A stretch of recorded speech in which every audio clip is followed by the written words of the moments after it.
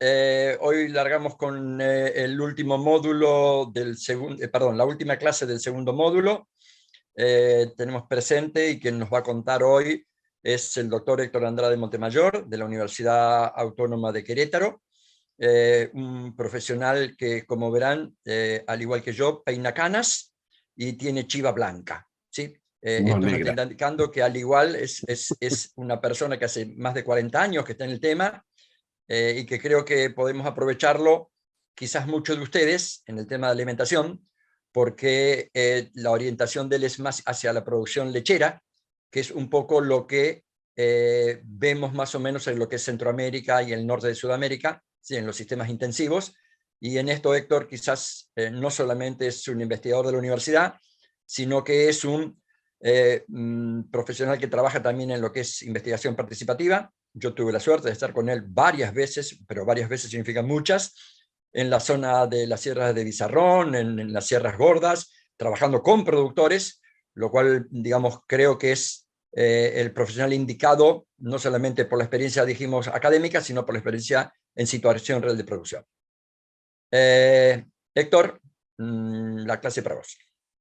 Muy bien, pues muchísimas gracias. Gracias, Patricio, Abel y a todos por estar aquí este viernes, ¿sí? En este interesantísimo curso que se organiza en Argentina, en la Universidad de La Pampa. Bueno, vamos a hablar un poco sobre la parte de alimentación de la cabra lechera, ¿no? Y la importancia que tienen los forrajes y las alternativas forrajeras que tendríamos. Tengo entendido que son productores, estudiantes de gran diversidad de países, lo cual significa que no va a haber una sola receta, ni podemos tener una receta, tenemos alternativas.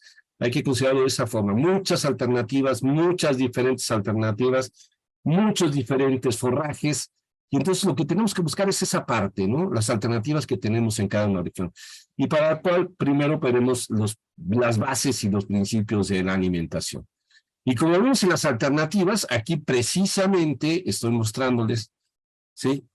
Una de las visitas a Argentina con Patricio, a la zona de Mendoza, ¿sí? En la zona de San Rafael, pues estuvimos ahí recorriendo las montañas a toda la gente que él atendía, que veía y que ve todavía, con una maravilla de ganado que se mantienen en condiciones y en zonas en donde dice uno, caray, qué buena condición, y cómo están los animales. Pero también las condiciones forrajeras, ¿cuáles son?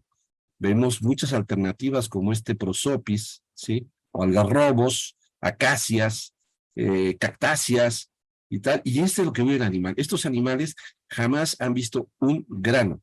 Son animales más orientados hacia la producción cárnica, debido precisamente a que la producción de leche tiene un requerimiento más elevado. Sin embargo, aún con eso, son animales que también producen leche, y que es una de las partes importantes que siempre vamos a hacer en el proceso de selección de cualquier animal, ya sea para origen cárnico y tal, porque la leche que produce la hembra es la que nos va a indicar la ganancia de peso que van a tener las crías.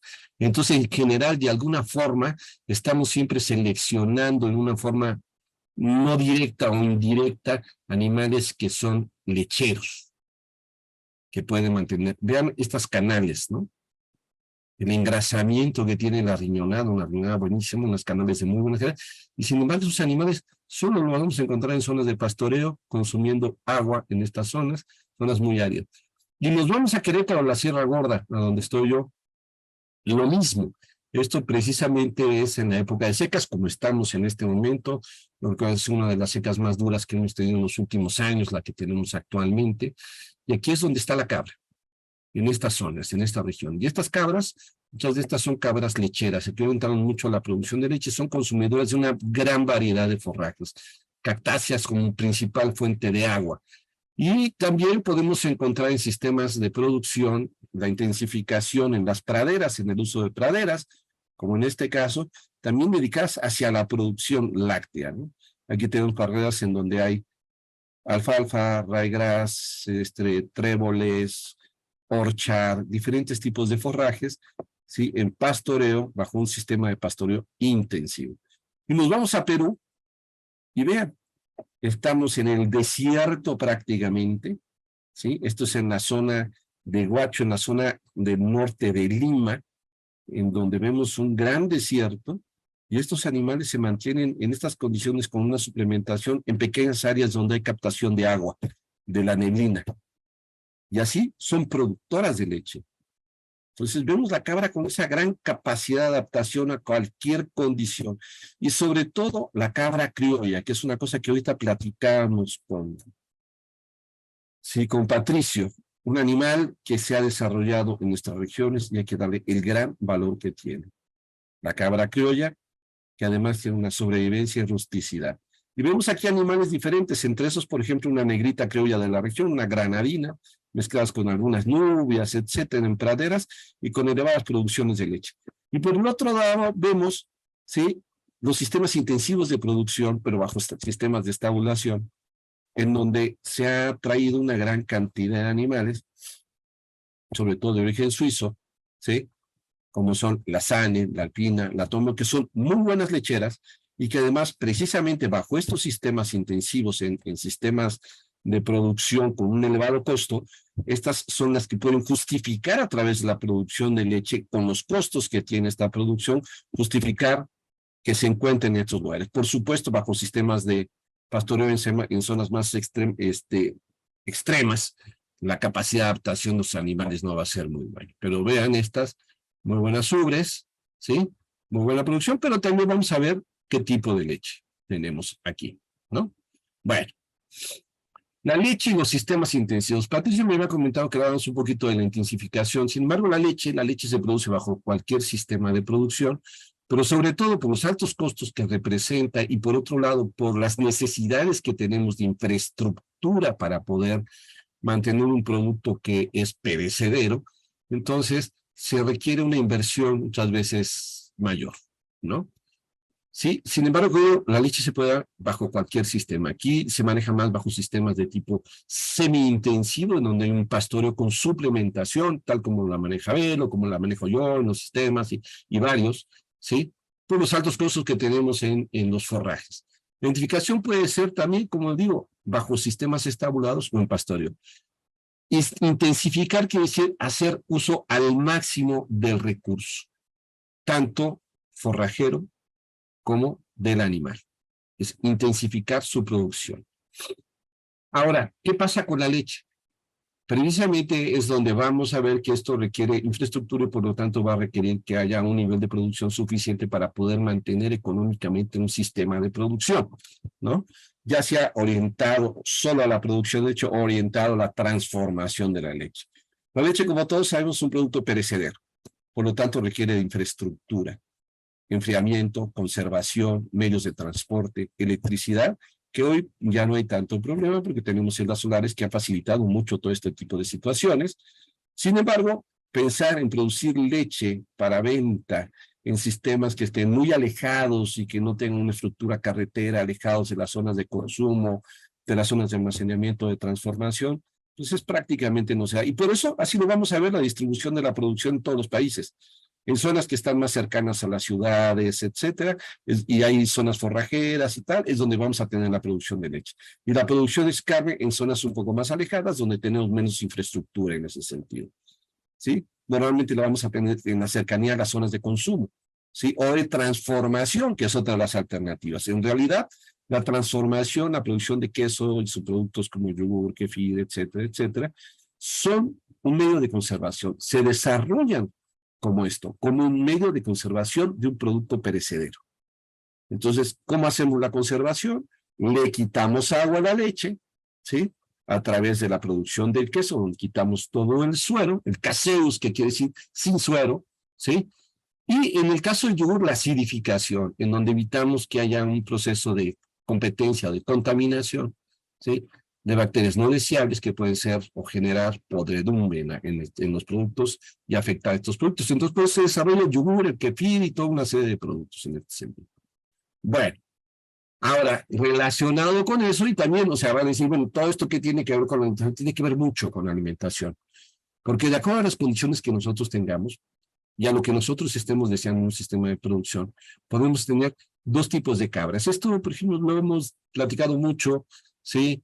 Tanto Patricio, Abel y varios de los que estamos aquí, que tenemos dos tipos de cabras que son productoras de leche como principal objetivo, porque tienen también el objetivo de producción de carne, sobre todo en algunos casos el cabrito como un subproducto, en otros casos el cabrito como principal producto, pero en este caso la producción de leche puede ser orientada hacia la producción quesera o a la producción de leche para consumo directamente o para venta de este producto.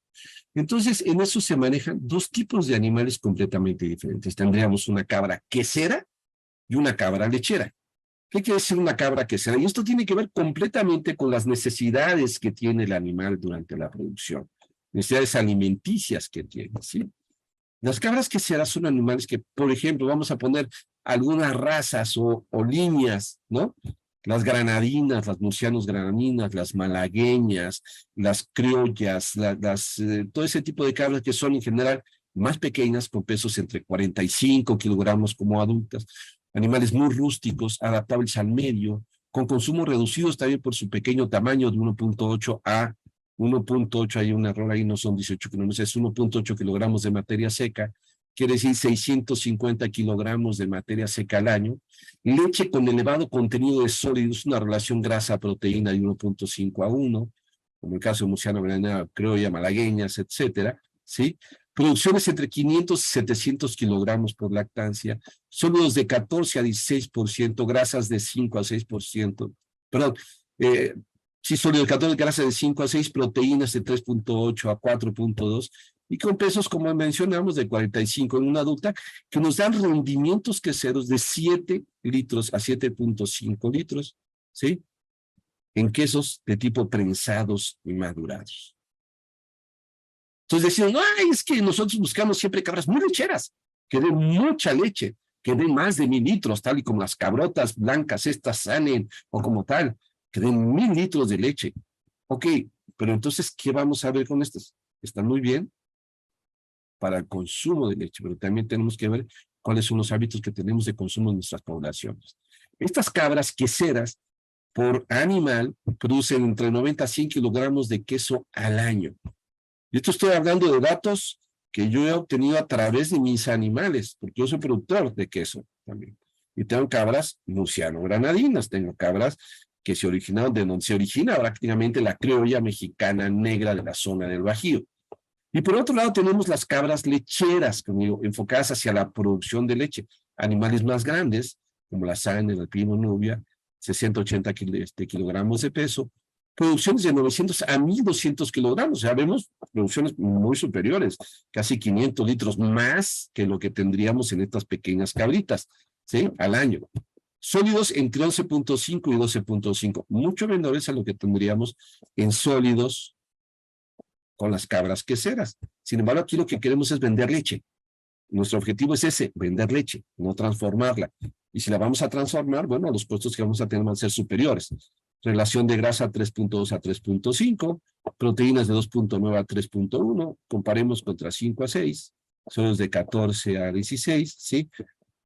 Rendimientos queseros de 11 a 12 litros por kilogramo de queso contra 7 a 7.5, en quesos, como digo, prensados y maduros, y en un año, cabras que producen 1200 litros de leche nos llegan a producir la misma cantidad de quesos que lo que produce una cabra que come mucho menos, ¿sí? Y que produce 90 a 100 kilogramos de queso, pero con 750 kilogramos de leche al año. Y con un consumo muy inferior en relación a la cantidad de alimento consumido total, cerca de 300 kilos menos de alimento, ¿sí? Pero por supuesto, o sea, hemos lo que nosotros hemos buscado en muchos de los sistemas, ya hemos lo que se encontraba más orientado y seleccionado para la producción de leche son estas. Son las Sanen, las alpinas, las Togenburg, y nos hemos olvidado radicalmente de la selección propia de animales criados para la producción de leche. Ya después hablaremos un poco de eso. Y bueno, llega a ser muy controversial este tipo de cosas. ¿Qué elementos debemos, ahora sí ya en alimentación, considerar para el manejo alimenticio de la cabra en producción? Bueno, primero tenemos una serie de fases durante la fase de producción. Y la producción de leche no empieza en el parto, empieza antes. Entonces, en el preparto. Y hay un periodo que está antes y después del parto que le llamamos periparto. ¿Sí? Ese periparto nos ocupa entre unos 30 a 40 días antes a 30 a 40 días posteriores. De ese punto en donde no han todavía producido y están iniciando la producción de leche, va a depender siempre cuánta y qué calidad de leche vamos a producir durante toda la lactancia. Es un momento muy difícil para el animal, porque el animal se van incrementando inclusive en el preparto las necesidades que tiene nutricionales, y más al inicio de la lactancia, cuando empieza con mucha producción, pero la capacidad de consumo es muy reducida. Llega a bajar más del 20% del consumo potencial que tendrían después de pasar este periodo tan difícil, ¿sí? Y eso genera entonces que el animal esté utilizando sus recursos corporales para proporcionar, ¿sí?, la energía y la proteína que van a requerir hacia la producción de leche. ¿Cuál es el problema? Como mencionamos, el consumo. ¿Y cómo podríamos estimular previamente ese consumo? Es forma natural, antes del parto, el crecimiento del útero, lo que va a generar es una reducción en la capacidad que tiene el rumen para llenarse. El consumo está dado en forma muy importante por la capacidad de llenado. Y si le quitamos espacio, porque las crías van creciendo, ¿sí?, en el útero, entonces, ¿qué va a pasar? Van a consumir menos. Pero las crías están creciendo y requieren muchos nutrientes y sobre todo mucha energía en ese periodo, en el último tercio de gestación. Ahí prácticamente el 50% de la glucosa circulante en la madre es consumida por las crías. Y sobre todo si son cuateras o triateras todavía más. Y ahí es donde empezamos a tener una serie de problemas, ¿sí?, en donde podemos llegar a tener problemas de hipoglucemia, problemas de titanio, etcétera, muchas situaciones graves que podemos llegar a tener en ese momento. Cetosis, por ejemplo, ¿no? Y eso pues nos va a llevar a, inclusive, a pérdidas de animales. Posteriormente tenemos, sí, un incremento en la producción. Después del parto empieza a subir, incrementarse lentamente la producción, ¿sí?, entre el mes 1 y 2 o 3, hasta llegar al pico de lactancia. El pico de lactancia es la máxima producción. Recordemos que la lactancia es una curva. Y entonces el pico de producción es donde tenemos la mayor producción de leche durante todo ese periodo. Después se empieza a disminuir lentamente esa producción y va a depender de muchos factores que tanto disminuyen, ¿sí? Luego, sí, a partir del cuarto mes, en ese momento es cuando tenemos la mayor producción. A partir del cuarto mes se empieza a disminuir, ¿sí? Y dependiendo cuándo estén los animales gestantes va a tener una mayor reducción. Pero también hay que considerar que muchos animales son muy persistentes, aún estando gestantes, y que van a costar trabajo secar esos animales. Y ahí tenemos que hacer un cambio radical en la dieta, ¿sí? Por otro lado, sí, tenemos que ver que las cabras están buscando, en el caso de cabras lecheras, un parto al año. Es lo más común que vamos a tener, ¿sí? Podríamos tener más de un parto al año.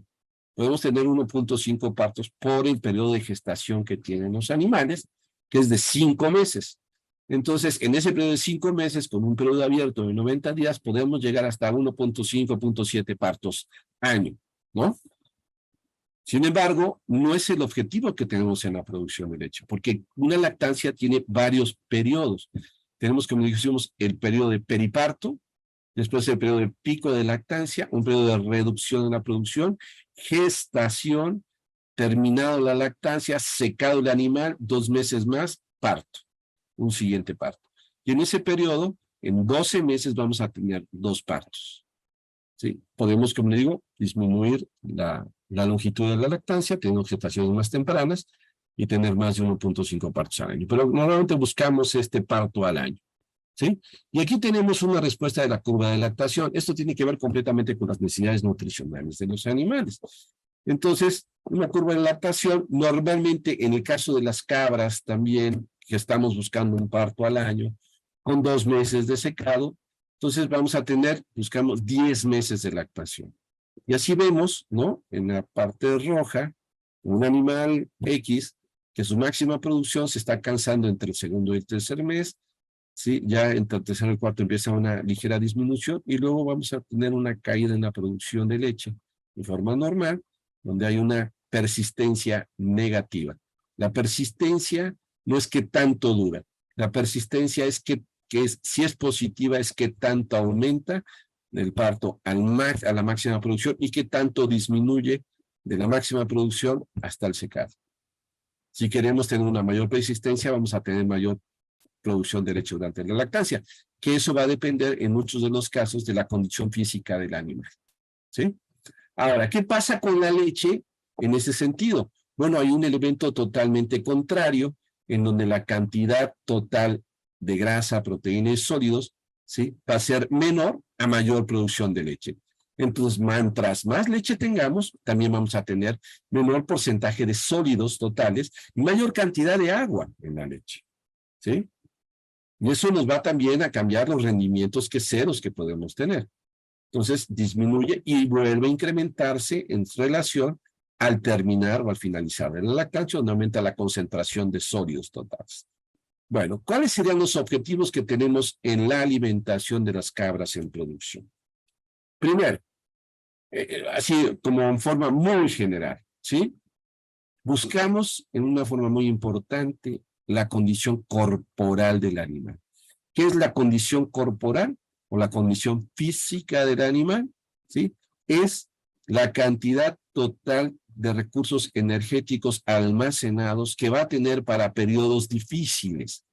¿Sí? Recordemos que la cabra, además, la mayor parte, de la grasa va a ser acumulada en la zona visceral. ¿Sí? Entonces, a veces la medición de la condición corporal no es tan fácil como puede ser en otros animales donde hay una mayor cobertura superficial de grasa. Entonces, lo ideal que nosotros buscamos, además la forma de medición entre ganado lechero y cárnico es diferente. Cada quien se va a acomodar a como crea, ¿no?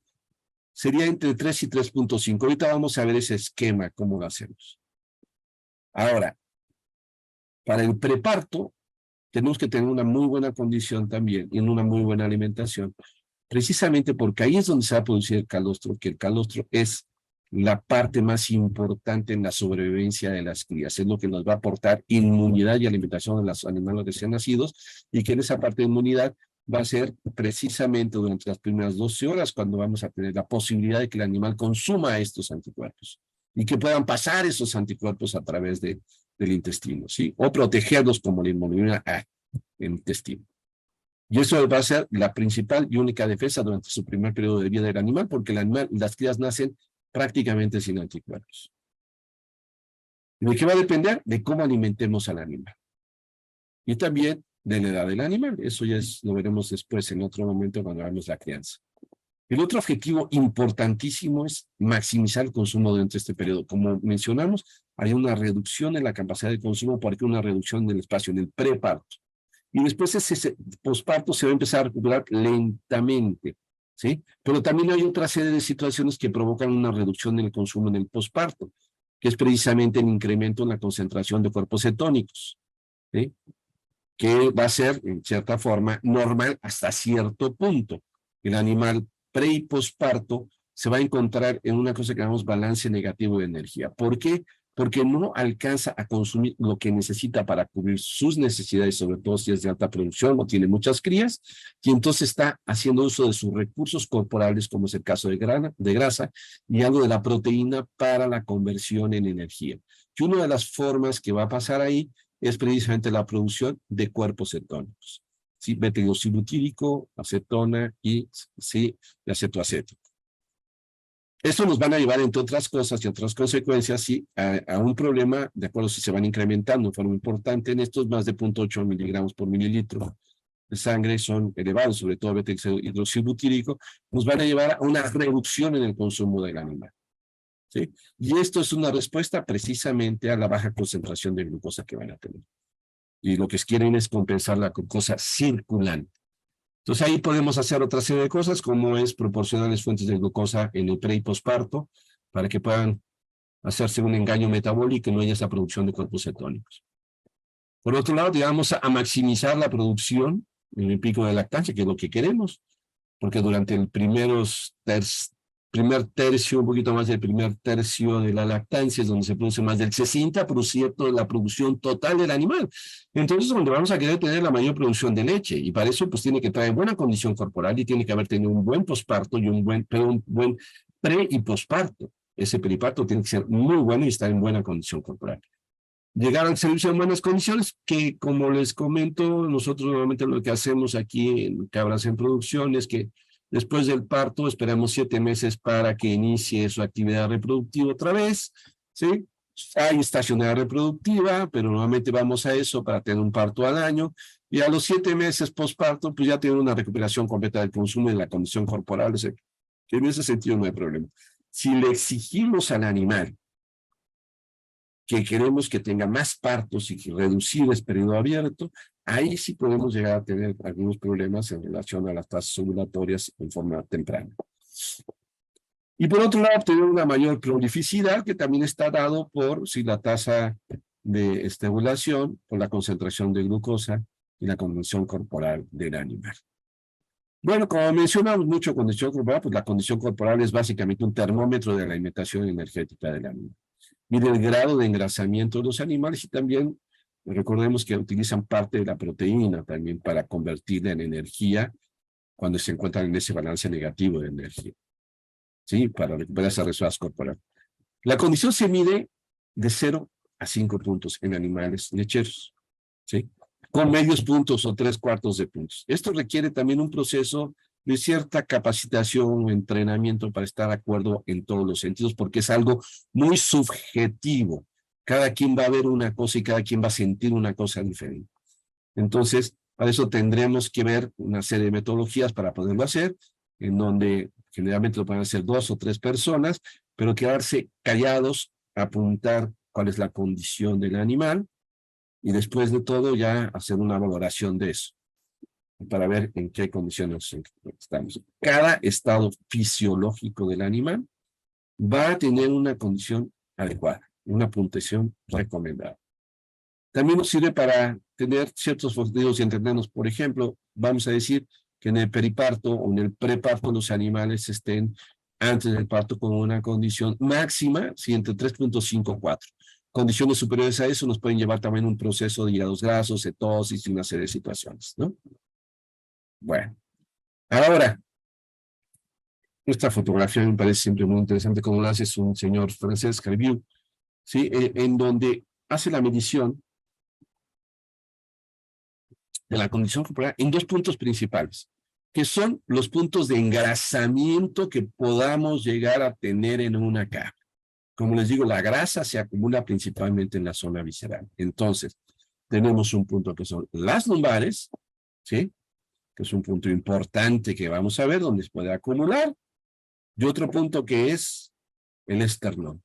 Nunca debemos de comparar y de pensar en animales de engorda, en animales que son con otros objetivos, digamos razas Boer o otro tipo de razas, y con una cabra lechera. La cabra lechera es un animal que es triangular, es delgado, llega a verse parte a veces de los costillares, ¿sí? Es un animal largo, es un animal estilizado con un rumen muy grande.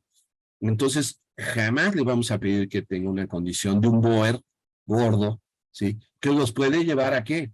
A un proceso de cetosis. Entonces, eso requiere una gran movilidad también de proceso energético durante sus primeras fases de lactancia y al final del parto, del preparto, perdón, que si está demasiado engrasada nos va a llevar a tener problemas difíciles, como es precisamente esa situación, ¿no? La cetosis. ¿Cómo lo vamos a medir en lumbar? Bueno, aquí tiene un esquema de los puntos que vamos a ver en los lumbares. 0 prácticamente vemos ya aquí, ¿sí? Totalmente sin carne y sin grasa, ¿no? La zona de las lumbares. Después vemos en el 1 un ligero engrasamiento y un poco de músculo. En el 2 ligeramente más, como que se va cubriendo ya, ¿sí? Estas apófisis de las vértebras. El 3 prácticamente vemos como un triangulito. Está cubierto, ¿sí? Pero no está redondo. Ese es un punto que nosotros estamos buscando. Ahí es una buena condición corporal. Entre 3 y 3.5. El 4 ya tenemos un engrasamiento del animal mayor, que nos puede llevar a tener dificultades. Todavía, por ejemplo, en los prepartos y demás, este es completamente válido. Muchas veces también la condición corporal nos va a indicar, en cierta forma, también la capacidad de producción del animal. A mayor capacidad de producción, a mayor producción y mayor balance negativo de energía, menor condición corporal van a tener los animales. Tampoco se justifica una mala alimentación, ¿no? Aquí hay un dicho que dice vaca flaca, vaca buena. Que quiere decir que un animal gordo no va a producir leche. Aquí le damos jorros. Es un animal que está en muy buena condición porque no está produciendo nada. Está solamente comiendo, ¿sí? Y luego tenemos la nota número 5, que ya es un mucho mayor engrasamiento en el animal. De ahí nos vamos a la parte external. Entonces, en el esternón pasa exactamente lo mismo, ¿no? Una condición 0, puro hueso. Vamos acumulando 2, 3, 4 y 5. Entonces, entre esta 3 y 4 también sería lo ideal. Y entre las 3 y 4 sería lo ideal o simplemente el 3. Entonces, como mencionamos, cada estado fisiológico nos va a indicar una condición determinada. La condición corporal es un indicador también, por supuesto, de la alimentación que están teniendo los animales.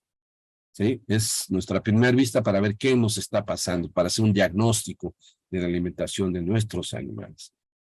Bueno, y tenemos entonces lumbares, esternales y medias, ¿sí? ¿Qué hacemos? Como les digo, tenemos 3 personas. Vamos a tomar lumbar, la condición, si está en el secado, hasta 2.75, ¿sí? Ya pasó toda una lactancia, todavía me gusta un poquito más con el 3, y lo esternal con 3. Entonces el promedio va a ser 3, 2.75, 3. A mí me gusta más un 3 para estos animales. Antes del parto, una condición ligeramente mayor, external hasta 3.5, y con una condición final a 3.25, 3.5, a mí me gusta un poquito más entre el 3 y el 3.5. 45 días de lactancia, como mencionamos, están en un balance negativo de energía, no consumen todo lo que producen, por lo tanto hay un gasto energético importante en el animal, y entonces eso va a generar también una reducción en la condición corporal. Esa reducción en la condición corporal, ¿sí? También hay que tener cuidado cuánto es lo que nosotros debemos de permitir en esa reducción. Porque si el animal baja rápidamente de peso, no va a tener reservas y eso nos va a llevar a problemas muy importantes en reducción en la producción, ¿sí? Y no llegar en buenas condiciones al siguiente parto. Entonces aquí permitimos, básicamente, sí, de medio a 1 punto de pérdida en la condición corporal. ¿Sí? Y cuando está en estros, bueno, si hicimos temprano, pues vamos también a estar buscando entre 3, 2.5 hasta 3.5 cuando llevamos al servicio. Cuando ya prácticamente, en nuestro caso, 7 meses de lactancia, ahí introducimos al macho y empezamos ya con los siguientes ciclos. Bueno, como mencioné, el periparto es el elemento fundamental en el manejo alimenticio de los animales, en cualquier tipo de animal, sobre todo en este caso, que estamos explotando en una forma importante al animal lechero, con gastos energéticos muy importantes durante toda la lactancia, le exigimos mucho y por lo tanto también tenemos que darle mucho a este animal, ¿no? Y también nosotros queremos tener animales impresionantemente productivos, nos encantan cabras que den 5 litros de leche y tal, pero no sabemos cómo mantenerlas, ni podemos mantenerlas. ¿Y qué nos va a pasar? Que son animales que van a tener un tiempo de vida reducido también, ¿sí? Problemas reproductivos, enfermedades, baja inmunidad, etcétera, etcétera, etcétera. Entonces, nuestros animales deben ser acordes a lo que tenemos, a las posibilidades que tenemos nosotros para esto, ¿sí? El periparto. El periparto, como es una parte, ya se mencionó, la parte más importante, ¿sí? Entonces, es una fase que va a estar cubierta por del secado al parto y luego, ¿sí? 30 días antes del parto a 30 días posteriores al parto. Durante el secado lo que hacemos es cortamos completamente la reducción de granos y elementos energéticos y demás, ¿sí? Y nos vamos a mantener durante 1 mes, porque son 2 meses de secado, 1 mes a base de forrajes. ¿Qué forrajes? Pues forrajes regulares, ¿sí? Porque también recordemos que el forraje ocupa muchísimo espacio y también genera una reducción del consumo y esto nos puede también llevar a disminución en el peso de las crías, problemas en la producción de leche, entrar más en esa fase de periparto cercana al parto y tal, sí, pero generalmente lo vamos a manejar con forrajes. Y cuando un animal es muy lechero, entonces también se va a tener que cambiar en ese momento del secado completamente la alimentación para que se pueda secar en forma adecuada. El secado no es un momento para recuperación de la condición corporal, y eso lo tenemos que tener claro. Es un momento para recuperar la ubre, la salud de la ubre, el estado, la posibilidad de que tenga una buena producción. Si tenemos un secado corto, ¿sí? Y no tenemos esa posibilidad de recuperar el tejido mamario, pues entonces nuestra producción de leche va a ser muy pobre también. Entonces sí tenemos que dar su tiempo y un manejo adecuado. Y luego nos vamos a la parte ya cercana al parto, 30 días antes, vamos a manejar hasta los 40 días antes, en donde empezamos a mejorar la calidad del forraje. Podemos dar mejores forrajes. No les voy a decir qué forraje, porque cada quien tiene en su zona forrajes completamente diferentes. Entonces, de los mejores forrajes que tengamos, pero también hay que tener mucho cuidado con el contenido de calcio de estos forrajes. Por ejemplo, la alfalfa tiene un altísimo contenido de calcio. Y entonces, si nosotros damos demasiado calcio en este periodo, vamos a tener un problema que se llama hipocalcemia, causada por el exceso de calcio. Que eso ya seguramente ya lo vieron en cierto momento. Entonces, los forrajes tienen que ser medios en calcio. Una mezcla de forrajes para no tener ese tipo de problema. Y posteriormente, ya más cercano al parto, podemos empezar a introducir, de acuerdo a la cantidad de leche producida por nuestros animales, etcétera, los concentrados. El concentrado tiene que ser antes. El concentrado, ¿qué es? Y eso desde aquí lo tenemos que tener muy claro. El concentrado es igual a lo que no nos aporta el forraje. ¿Cuánto necesita un animal al día? ¿Cuánto es lo que nos puede aportar de energía, proteína ese forraje? ¿Sí? La diferencia es lo que nosotros tenemos que aportar en el concentrado. Sin embargo, vamos a tener que quitar una parte del forraje para poder cubrir con el concentrado y puede haber un adecuado consumo. Y el concentrado puede ser solo energético, proteico o proteico energético, tiene que estar los minerales, las vitaminas y cubrir todo lo que no nos aporta el forraje de acuerdo a las necesidades de nuestros animales. Entonces, la preparación de la madre, ¿sí? Tiene que ser previa a esto. Y como digo, si tienen un forraje alto en proteína, que es lo que pasa muchas veces, por ejemplo, en la zona de Centroamérica, donde utilizan muchas moreras, leucaenas, etcétera, con altísimos niveles de proteína, entonces lo que nos puede faltar exclusivamente puede ser energía, y a lo mejor una simple suplementación de algún grano que tengan disponible o algún subproducto alto de energía, con eso podemos cubrir parte de las necesidades en ese momento. Sin embargo, el momento que inicia la producción de leche, cada litro de leche representa un montón de energías, muchísima energía lo que requiere. 0.7 megacalorías de energía por cada litro extra. Si el animal requería para su mantenimiento 2 megacalorías y produce 3 al momento del parto, entonces son 2 megacalorías más 2.1 para la producción, requiere 4.1. Y eso es bien difícil lograrlo cuando tenemos un problema con el consumo de alimentos. Bueno, y lo vamos a ver en un momento. ¿Para qué cambiar la dieta? Bueno, hay muchas situaciones para cambiar la dieta en el preparto. Uno es mejorar la calidad del calostro. Segundo, el consumo preparto y posparto se va a estimular si nosotros damos un forraje de buena y un alimento de buena calidad en este momento. Como no puede consumir y requiere mucho, entonces tenemos que aumentar la concentración de lo que va a consumir. ¿Cómo es esto? Con forrajes de mejor calidad y ya proporcionando poco a poco un grano. Nunca deben hacer un cambio de dieta inmediato, rápido. Tiene que ser poco a poco.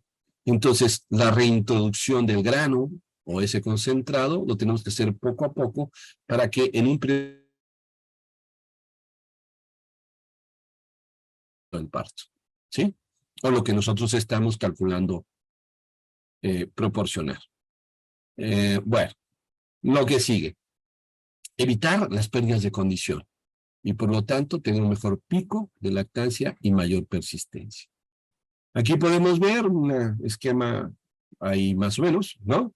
Que durante la gestación los requerimientos, sí, el consumo es reducido, pero los requerimientos energéticos son medios, no son tan altos, y por lo tanto el kilogramo de materia seca de alimento requiere 1.41. Pero si el animal trae una producción elevada de leche al parto, el consumo sigue siendo reducido, la energía aumenta las necesidades porque ya hay leche, y por lo tanto requerimos incrementar la concentración. Esto es en energía metabólica.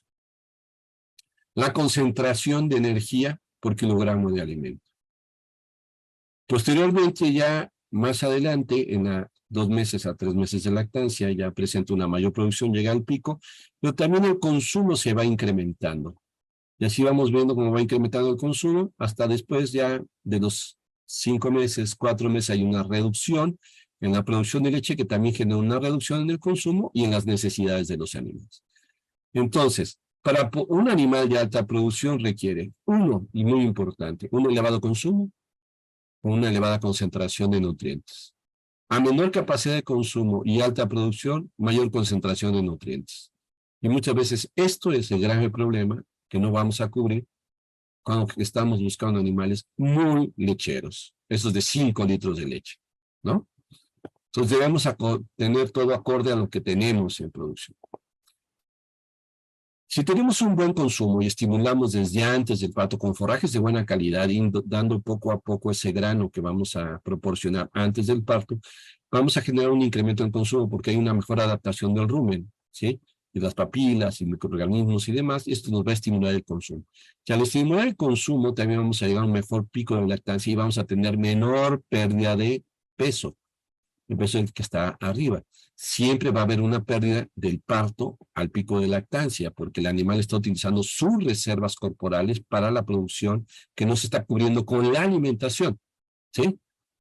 Y el consumo, pues nunca va acorde a eso. Entonces, por eso tenemos esa pérdida. Pero después se empieza a recuperar el consumo, se inicia otra vez la ganancia o recuperación de la condición corporal, y también la producción de leche se va reduciendo. ¿Qué pasa cuando nosotros no estimulamos el consumo en ese momento, antes del parto? Lo que va a pasar es que el animal va a perder más peso, mayor condición, nunca va a llegar al pico esperado y el consumo de alimento va a ser bastante más lento. Y esto nos puede llevar a pérdidas en producción de más del 20%.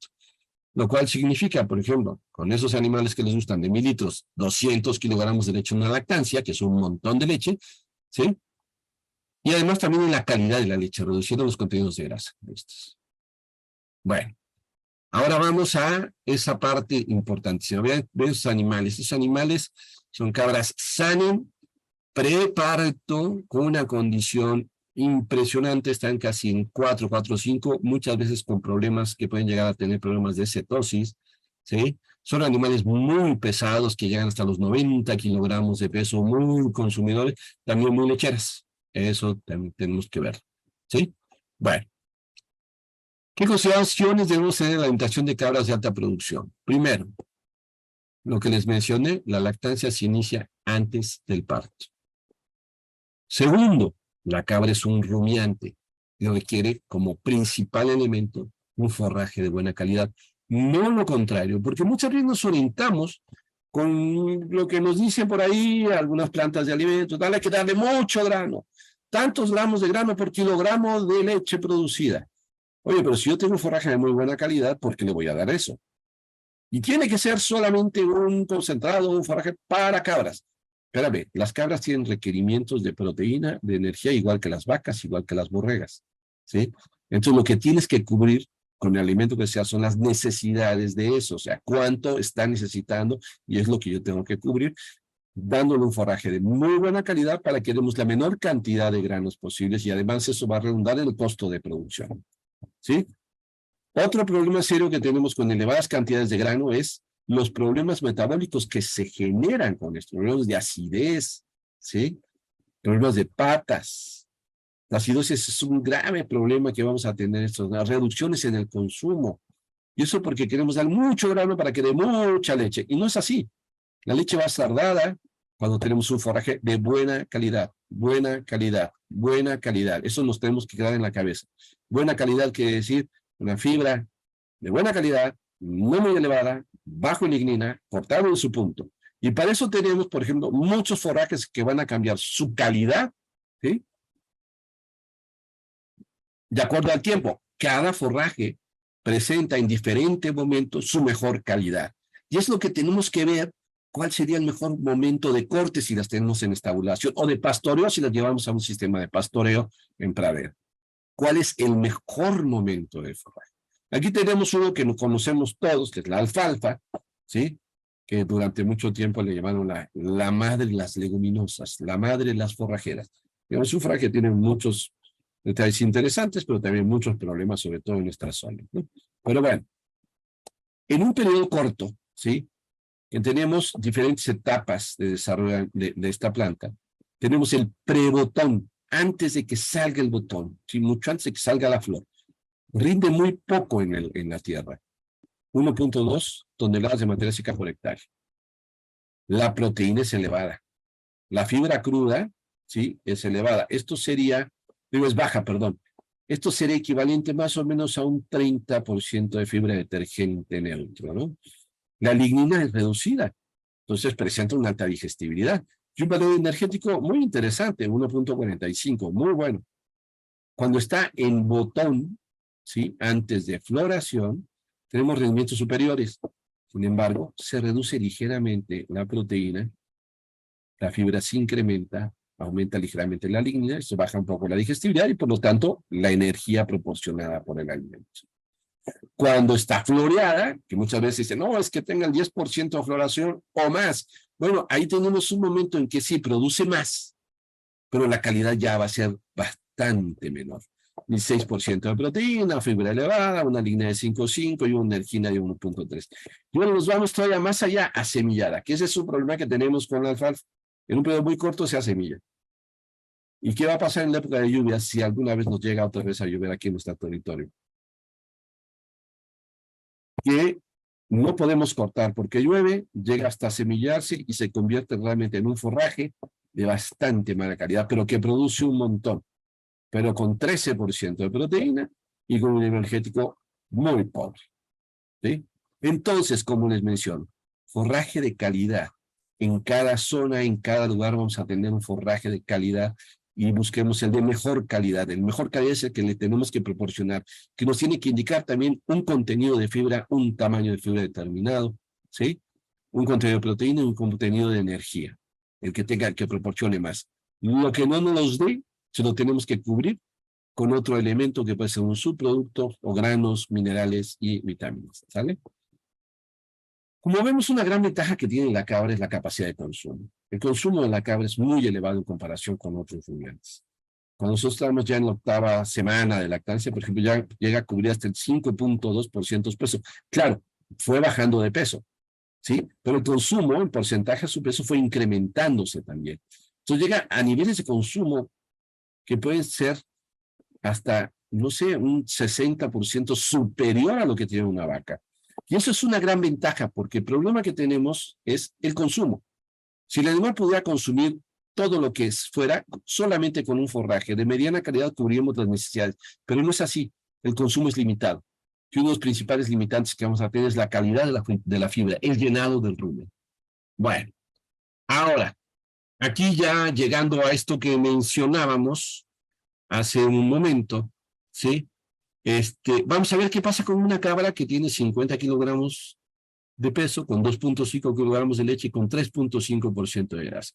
Un animal muy común que estamos hablando, puede ser una pina, una sana, una tongro, tal, por los contenidos de grasa, ¿sí? Con 2.5, más o menos bajona, que ya estamos hablando de más allá del tercer tercio o en el tercer tercio de lactancia. Entonces su consumo llega a ser de 2.2 kilogramos de materia seca. Recuerden que todos tenemos materia seca, entonces tenemos que ajustar, ¿sí?, lo que proporcionamos con la cantidad de agua que tiene, quitarle el agua y ver cuánto es en materia seca de esto. Digamos, una alfalfa fresca, estamos hablando que tiene 80% de agua. Entonces, si damos 1 kilo, solamente estamos dando 200 gramos de materia seca. ¿Sale? Para que tengamos claro. En este caso, tomamos una decisión de darle un 60% de estas necesidades de forraje a este animal, que produce 2.5 litros con 3.5 de grasa, ¿sí? Y esto va a ser, entonces, en materia seca de forraje, 1.32 kilogramos de forraje. ¿Cuánto tendríamos que dar de concentrado? 880 gramos de materia seca, que puede ser más o menos 1 kilo de concentrado.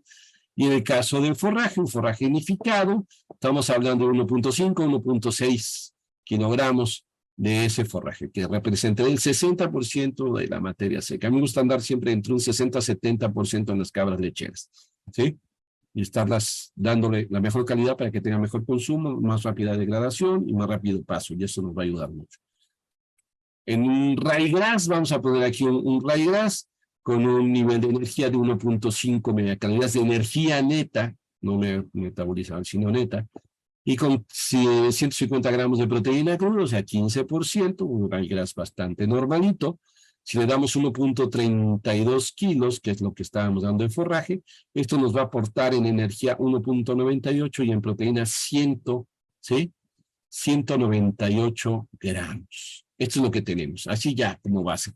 Esto ya está seguro, me di el 60% de lo que necesita el animal en materia seca en el forraje, en un ryegrass, que aportó 1.32 kilogramos de materia seca, ¿no? Y depende, claro, de esto estamos hablando como de 1.6, 1.7 en fardos secos, enificados. Ok, vamos a ver cuánto necesita este animal en energía y proteína. Si está en un sistema estabulado o en un sistema de pastoreo, en pradera, ¿sí? Si está en un sistema estabulado, el gasto energético va a ser menor que cuando tenemos una actividad como caminar. Por lo tanto, los requerimientos energéticos para esta leche, con este contenido de grasa y con este peso, ¿sí? Son de 3.744 o 77 megacalorías por día por animal. ¿En dónde tiene que estar esto? En los 2.2 kilogramos de alimento, ¿sí? Que incluye forraje y concentrado. Y en proteína cruda necesitamos 276 gramos. Fíjense, ya el puro forraje me aportó 198. Y entonces decimos siempre, no, es que ¿sabes qué? Yo requiero un concentrado y estoy dando un concentrado con 18% de proteína y bla, bla, ta. Uy, pues como que está demasiado alta en proteína, lo que hace falta es energía. Porque sí, los requerimientos proteicos en ese sentido son relativamente menores. Alguien se metió y hay que cerrar el micrófono, por favor. Y en el pastoreo, como se requerimos un poco más de energía y un poco más de proteína. ¿Sí? ¿Qué debe contener nuestro concentrado? Entonces, la diferencia, si ya le estábamos aportando 1.98 en un sistema de alimentación intensivo, estabulado, necesitamos darle en estos 888 gramos, necesitamos darle 1.76 megacalorías de energía neta de lactación y 78 gramos de proteína cruda. Y si está en pastoreo, 2.07 y 97 gramos. ¿Qué quiere decir esto? Que 1 kilogramo de materia seca, porque aquí eran 88 gramos, que vamos a preparar, debe de tener 2.004 o 2, mira que nos tiene energía neta, y 2.36 para el pastoreo, ¿sí? Y en proteína, 8.9% y 11.13%. Dependiendo de qué, de la calidad de el alimento y de lo que me está aportando el forraje. ¿Ok? Bueno, esta la parte la vamos a pasar al final de los requerimientos nutricionales. Bueno, esto bajo este sistema, o sea, en el caso de las estabulaciones y los sistemas intensivos, en estabulado, como mencionamos, estabulado también quiere decir pastoreo, ¿sí? El pastoreo, perdón, intensivo quiere decir pastoreo. Los sistemas intensivos pastoreo también son muy importantes, ¿sí? Y bajo praderas, etcétera, etcétera. El problema del pastoreo es que ahí no tenemos claro cuánto comen.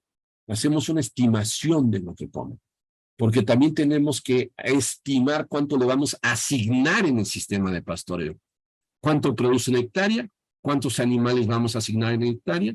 ¿Cuánto tiempo van a estar asignados? ¿Y cuánto vamos a darle de ese forraje al animal? Asignado, no sabemos si lo comió o no lo comió, pero sí, generalmente sí lo va a consumir si hacemos una buena asignación de esto, ¿no? En la estabulación, nosotros se lo damos y siempre debemos de permitir cuando menos un 3 a 5% de desperdicio, que es un indicador de que el animal no le hace falta alimento, es una lectura de comerlos, ¿sí? ¿Cuál es el problema que tenemos nosotros en nuestro sistema de pastoreo bajo agostaderos cuando no tenemos riego?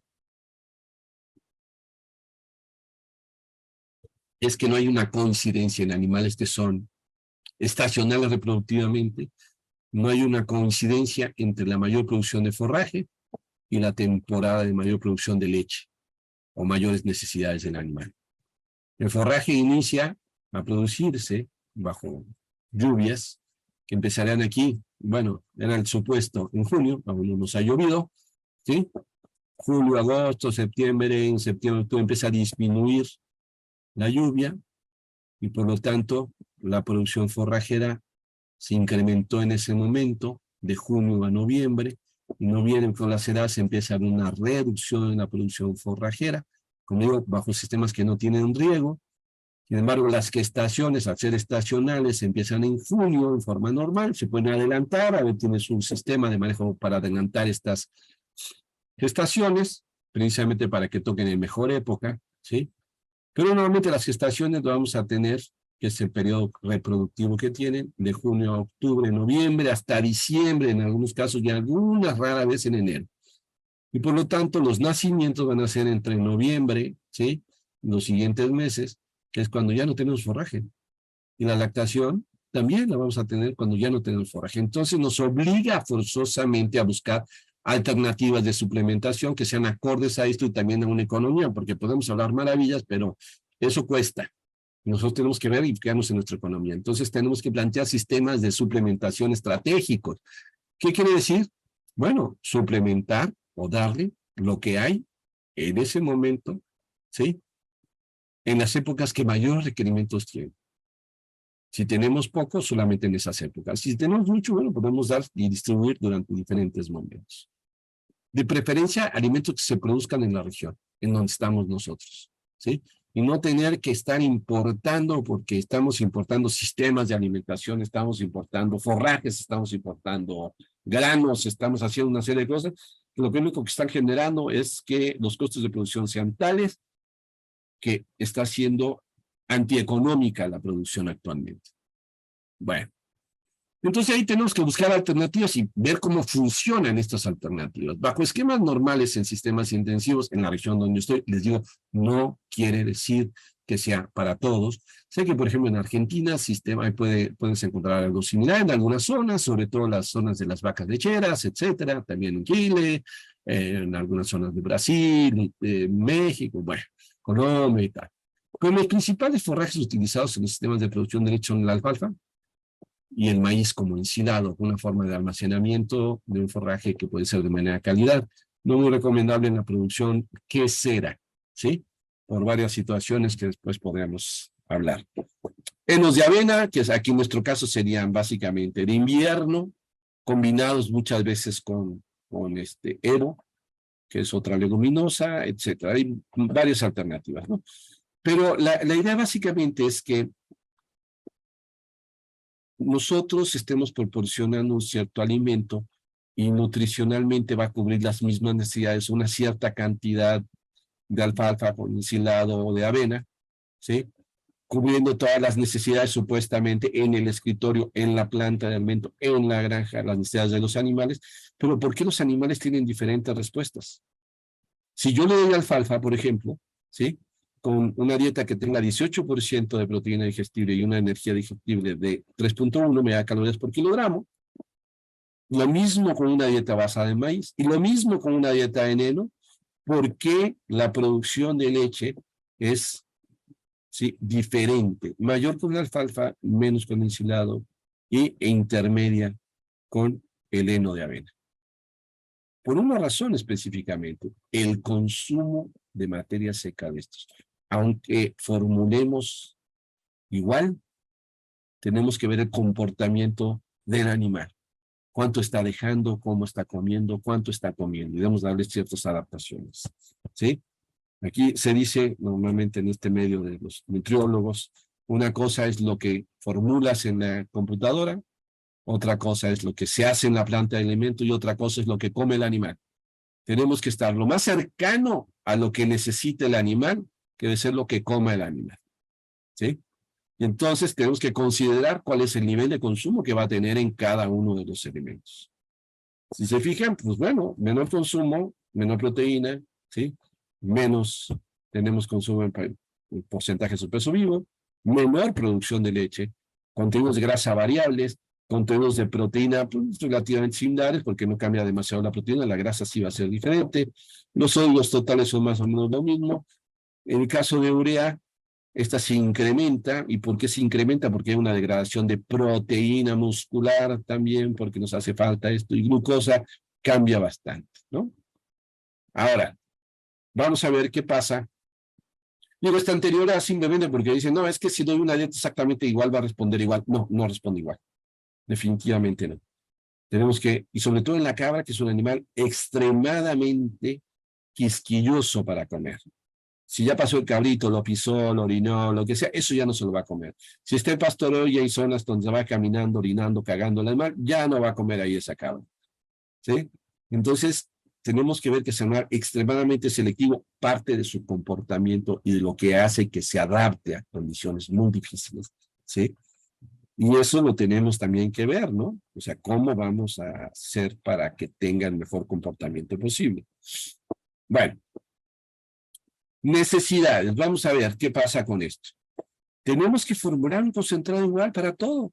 Si damos diferentes forrajes, en este caso, por ejemplo, con alfalfa y con ensilado de maíz, una relación ensilado de maíz-alfalfa al 50%, ¿no? Le estoy poniendo cosas muy comunes en nuestra zona, ¿no? Y como ejemplos nada más, pero para pensarlo en otras cosas, ¿no?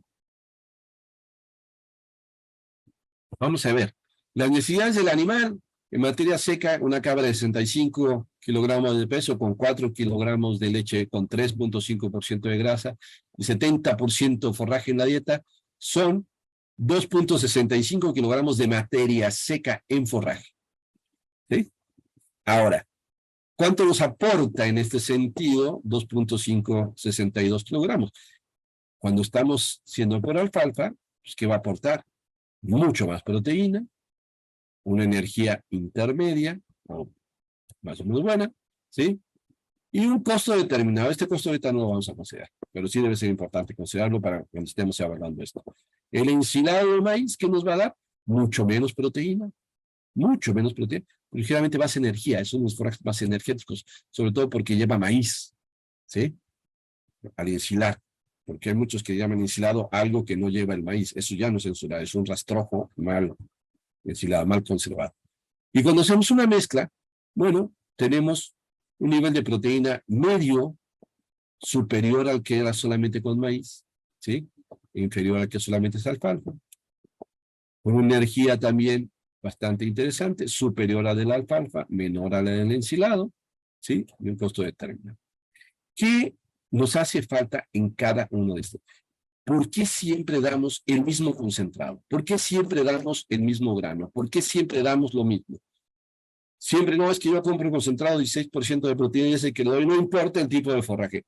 Pues no, de acuerdo al tipo de forraje, lo que tú tienes que cubrir con esto. Como les digo, por ejemplo, una alfalfa, posiblemente, ¿sí? Con el maíz, ya cubrió prácticamente las necesidades que tendría de energía y simplemente con la alfalfa cubrieron las necesidades de proteína. Proporcionando solamente maíz, tenemos cubierto perfectamente eso, ¿sí? Maíz, sorgo o cualquier otro alimento que tengamos ahí. En el caso del ensilado, ¿sí? Nos hace falta proteína, entonces tenemos que meter un concentrado proteico también, con poco menos energía. Entonces ahí lo podemos cubrir, esos 295, son 875 gramos, que es más o menos un kilo, ¿sí? Los 295 gramos de proteína, requerimos un concentrado que nos dé hasta 29% de proteína en un kilo, ¿sí? Pero el nivel energético es también muy bajo lo que necesitamos. Con cualquier otro elemento sencillo lo podemos tener, ¿no? Lo que nos hace falta es energía. Y en la combinación, pues sí, necesitamos los dos elementos, pero en menores cantidades. ¿Sí? Un concentrado con 15% de proteína y con 1.22 de energía por kilogramo. Eso es lo que necesitaríamos en ese momento. ¿Sí? Bueno, como mencionamos, cada alimento tiene características propias. En cada lugar tenemos que ver cómo y qué nos aporta cada cosa, qué nos aporta energía, qué nos aporta proteína, qué nos aporta fibra, cómo le estamos aportando y tal. Y nunca dejar de pensar en las alternativas que tenemos en nuestras regiones. Sí, hace poco platicando también con unos colegas de Nicaragua, veíamos que tenían muchas alternativas de subproductos de fruta. Entonces, por ejemplo, la cáscara de naranja, una cáscara de naranja bien manejada nos aporta un muy buen nivel energético, 1.6 de energía neta de lactancia, ¿sí? Entonces, en cada zona tenemos que ver qué hay. Aquí, nosotros en una zona semiárida, por ejemplo, hemos buscado alternativas tales como la vaina de mezquite, que es el prosopis, que es el algarrobo en Argentina, en Chile, ¿sí? Y esta vaina nos proporciona una muy buena cantidad de energía, de hasta 1.8. El nopal, que son las cactáceas, 1.5 de energía, pero nos da muchísima agua, porque no da materia seca. Sin embargo, el ensilado de maíz, ¿sí? Materia seca es muy pobre, ¿no? En proteína, bajón. Pero energía neta nos da un valor bastante interesante de energía neta, que es inferior al prosopis y al nopal. En el caso de la fibra, el ensilado tiene más fibra, el ensilado de maíz, que la alfalfa, que también puede generar una reducción en el consumo, ¿no? Por el llenado que tenemos en el abdomen. Calcio la avena 35 y tal. O sea, a lo que voy. Tenemos que saber qué nos aporta cada alimento y qué tenemos a la mano para utilizar para poder cubrir las necesidades de los animales. ¿Okay? ¿Qué pasa con los costos por características nutricionales de los diferentes forrajes? Es importantísimo, porque sobre todo más en este momento. ¿Cuánto nos cuesta? Nos vamos, por ejemplo, con un ensilado de maíz, ahí ponemos costos que ya están un poquito rebasados hace tiempo, ¿sí? ¿Qué nos aporta cada alimento y cuánto nos cuesta eso que nos aporta? ¿Sí? Vamos a ver, la alfalfa, por ejemplo. 1 kilogramo de energía de alfalfa me va a costar 1.61, ¿sí?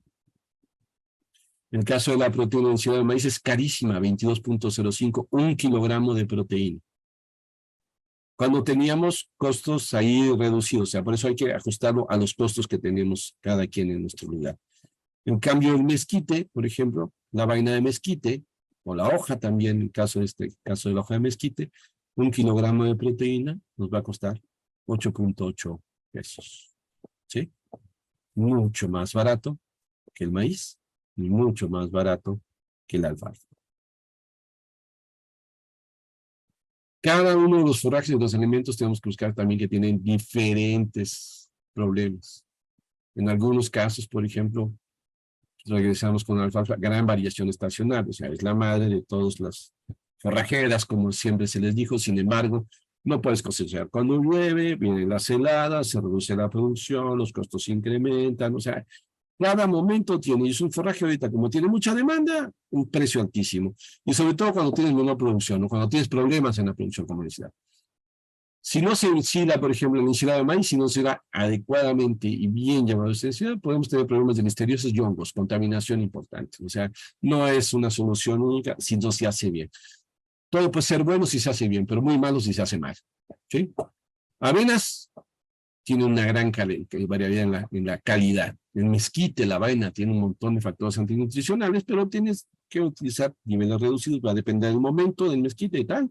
O sea, el prosopis o algarrobo, pero sí nosotros hemos encontrado que un 20% de sustitución durante 2 meses sin descansar y volver otra vez a darlo, da buenos resultados sin problemas de intoxicación.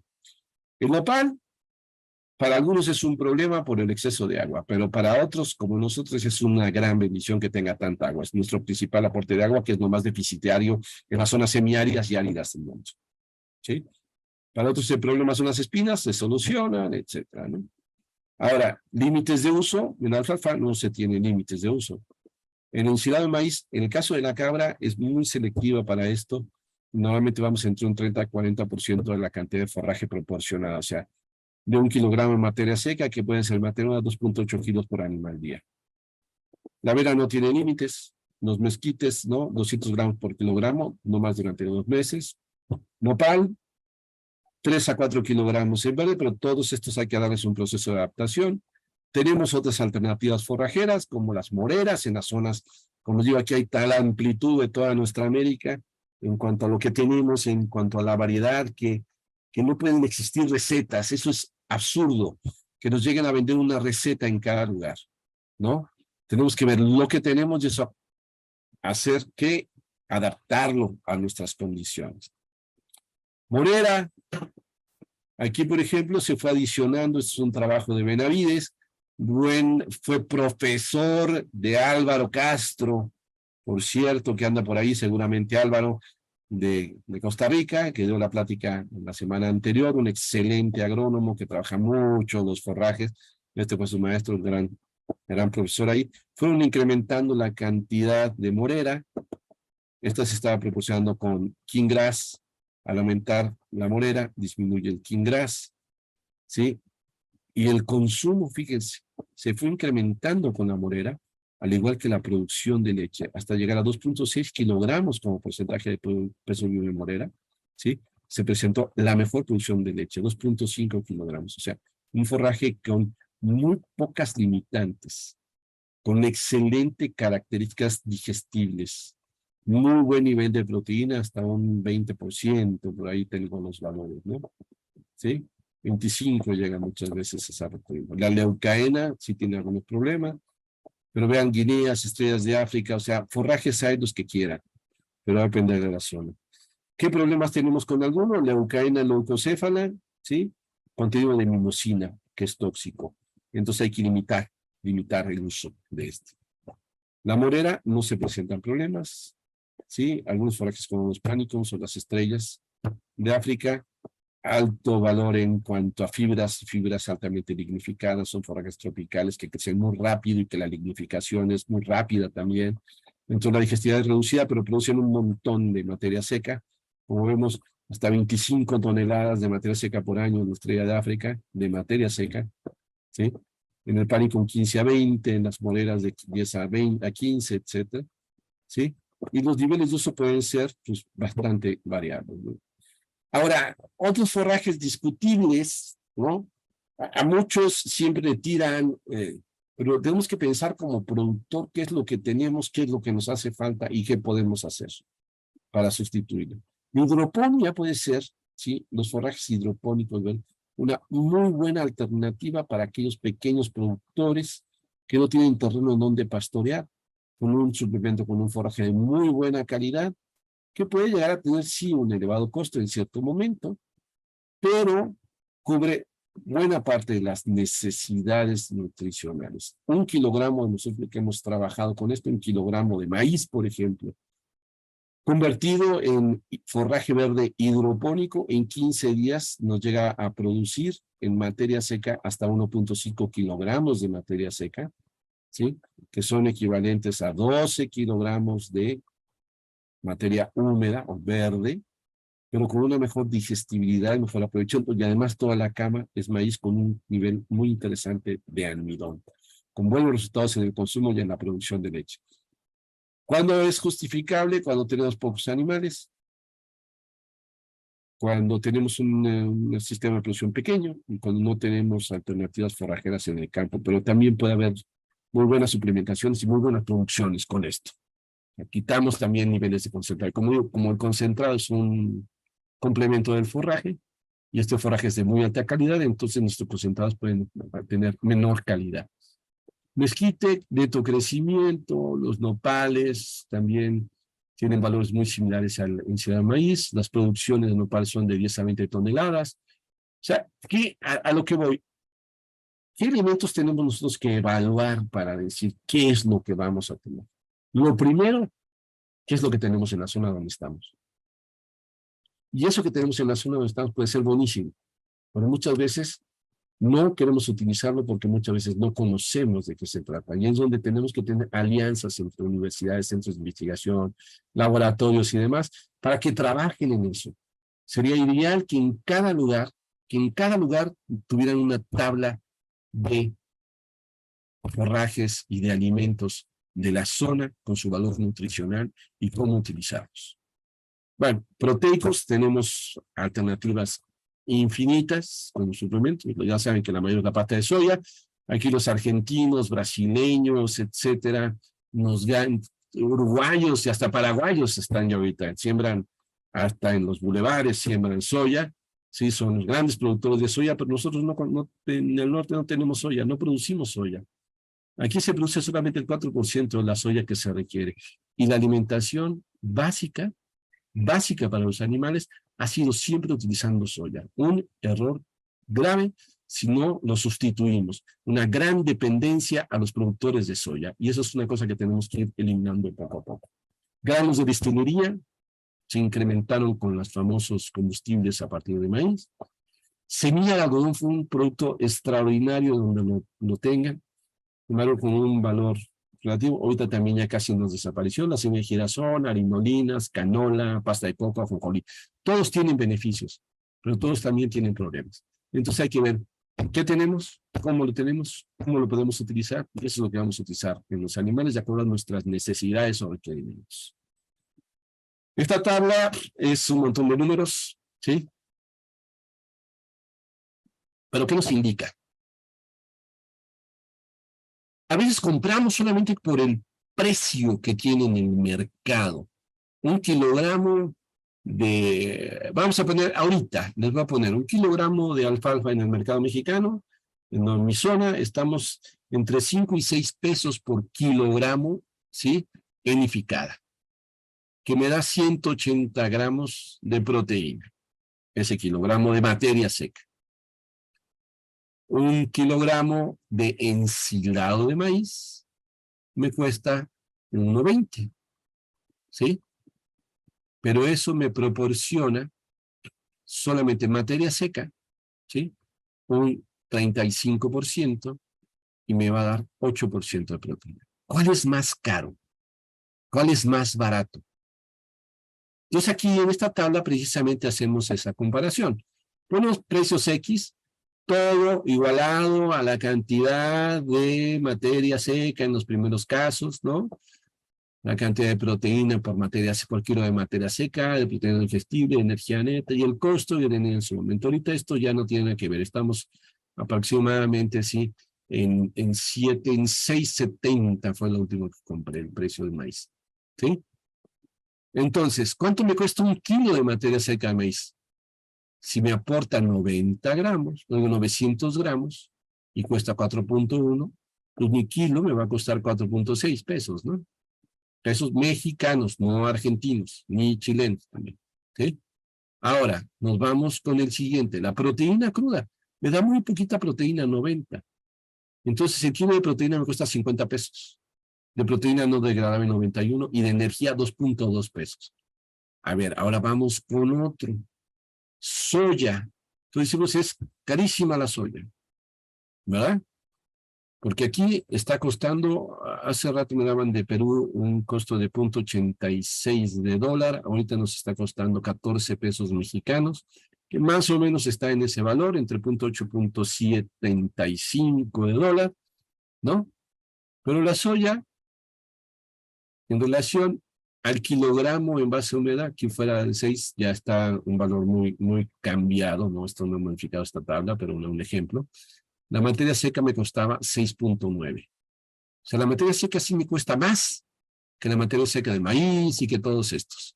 Pero la proteína me cuesta 15 pesos. Mucho menos que lo que me da el maíz, el sorgo y tal. Pero su valor es mucho menor, ¿no? En base húmeda. Pero la proteína me sale mucho menos.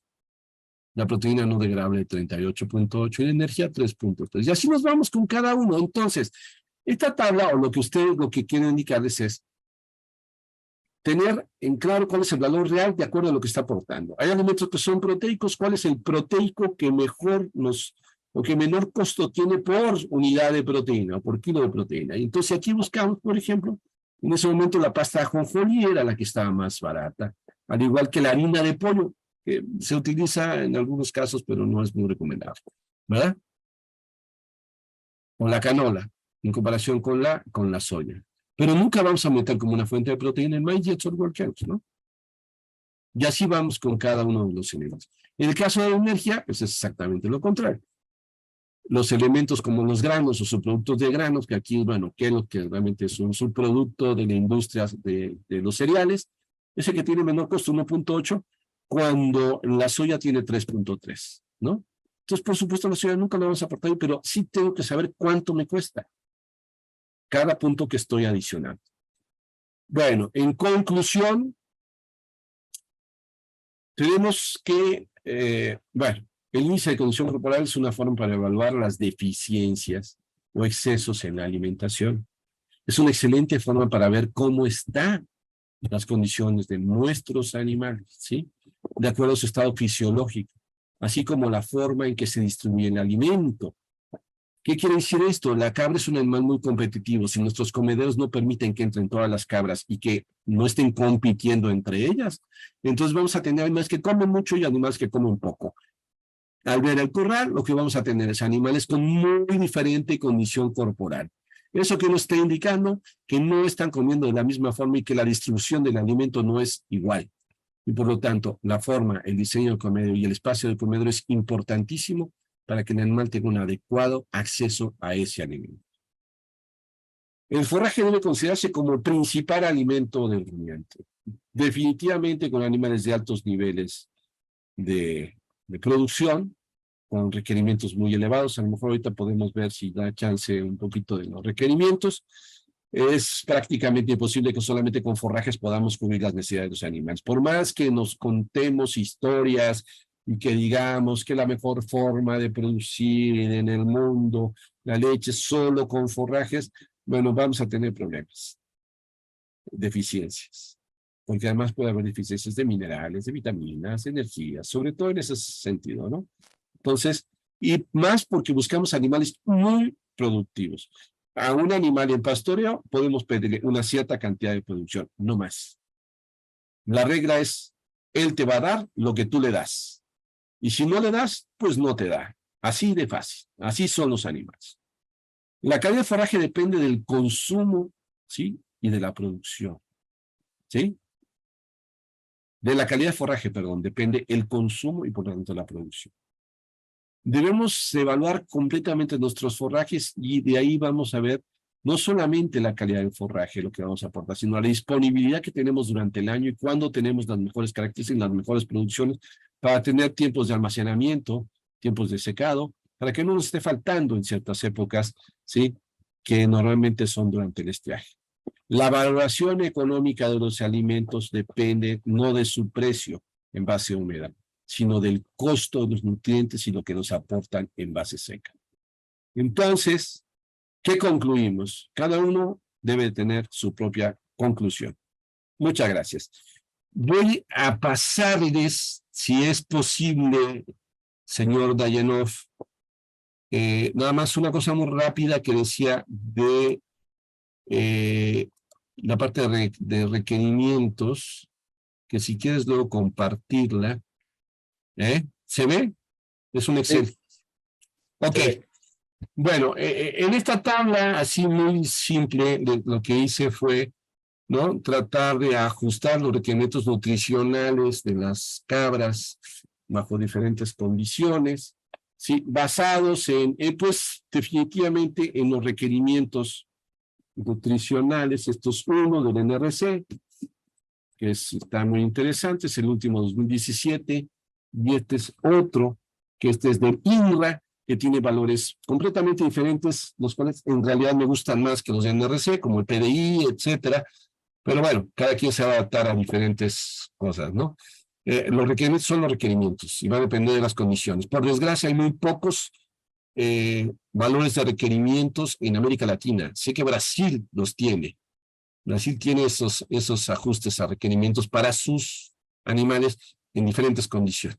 No sé si Argentina lo tenga también, es una evaluación de requerimientos nutricionales. Pero debemos ajustarnos a lo que tenemos. En fin, entonces aquí lo que vamos a hacer exclusivamente con esta cosa es cambiar el peso del animal, la producción de leche, ¿sí?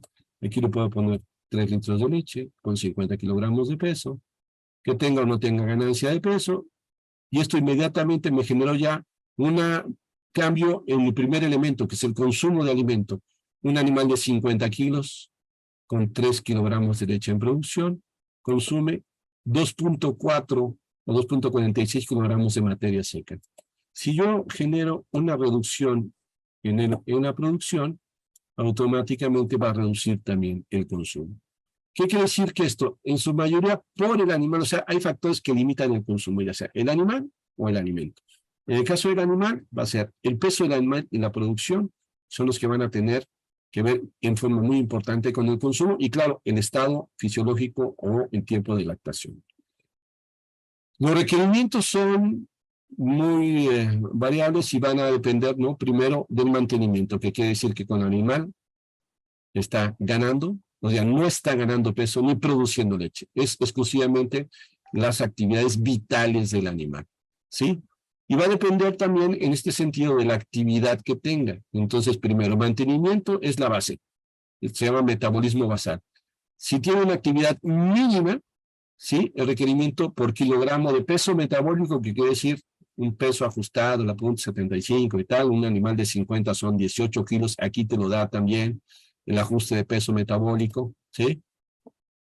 Tiene tanto, y en el caso de proteína pasa exactamente lo mismo. Estabulación, pastoreo en pradera, pastoreo en agostadero, gestación.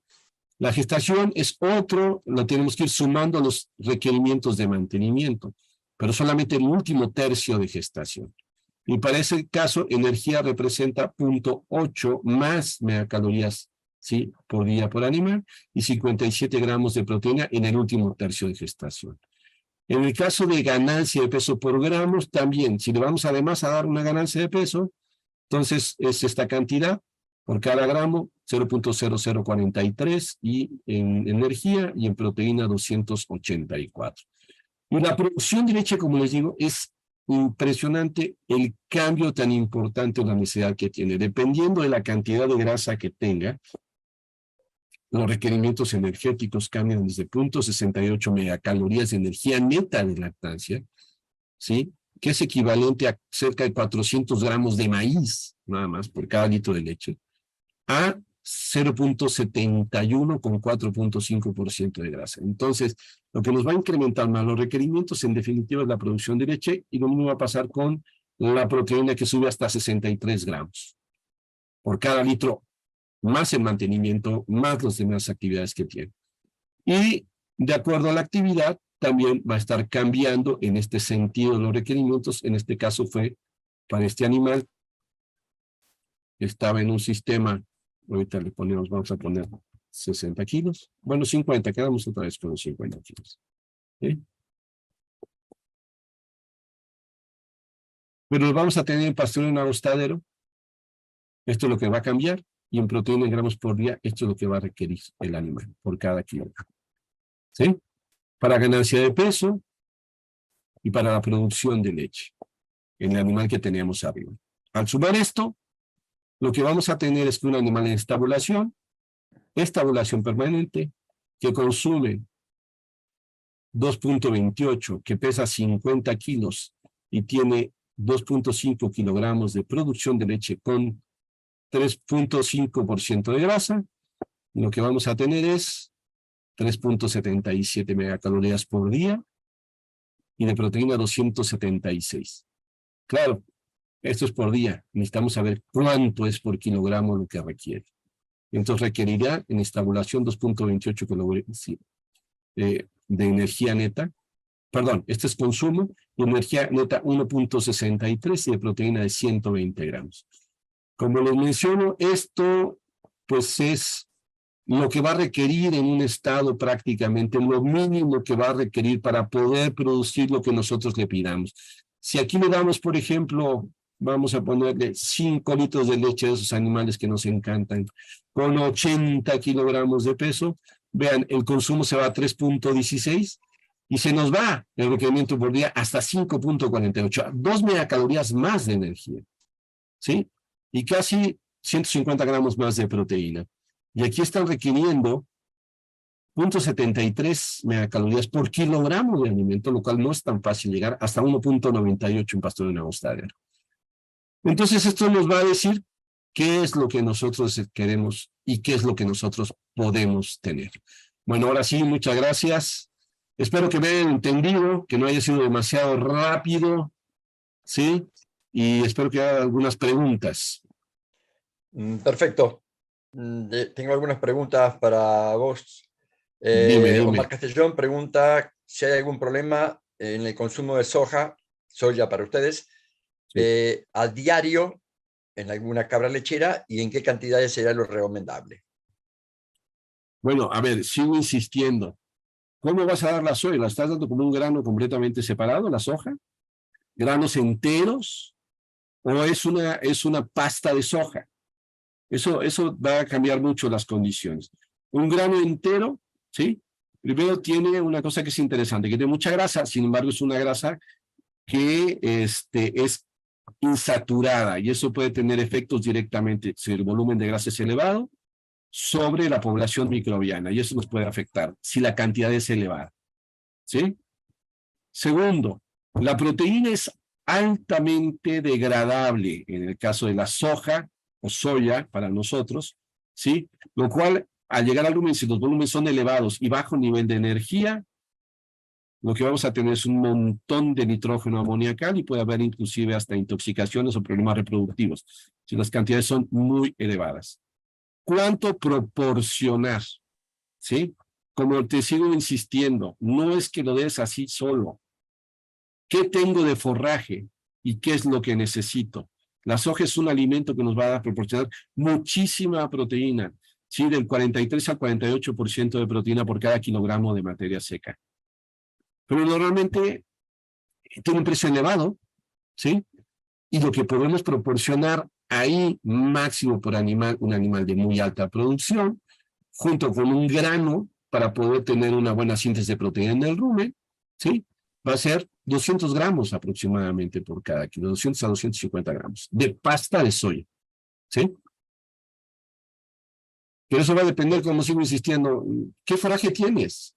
Si estás metiendo forraje alto en proteína, ¿para qué metes tanta soya? Y una soya que se va a convertir en proteína microbiana solamente, con muy poquito que va a pasar directamente al animal. ¿Tienes un montón de soya? Bueno, pues la tienes ahí, utilízala, pero los recursos, va a depender qué otros recursos tienes, ¿sí? Sí, a $600, $620 la tonelada, es Y cara por la eso, o soja. sea, carísimo, ¿no? El litro de leche, ¿cuánto me costó? ¿Cuántos Y litros ahora, produzco? Joder. perdón, y ahora que los norteamericanos reconocen que tienen sequía, por lo tanto la soja disponible es la que se cosechó en Argentina y Brasil, por lo tanto el precio Claro, se ve a las nubes. Y los así chinos tienen que es. alimentar millones de cerdos con soja. Y se la van a dar Jonathan, toda, y nos va a subir el precio hasta el tope. Los chinos se la van a comer toda, ¿sí? sí, les aclaro que China construyó un edificio de 26 pisos donde van a meter adentro 3 millones de cerdas en producción. Sí, en un edificio de 26 pisos. Sí, Jonathan Rincón pregunta si la planta de frijol se le puede dar de comer a la cabra lechera. sí, por supuesto. Ahora, también va a depender, sigo insistiendo, del momento en que se les dé de comer, ¿sí? Si es después de cosechar el frijol. Ahora, ¿de qué frijol estamos hablando? Porque también depende de dónde. Porque también a la soja le llaman frijol, es frijol soya, ¿sí?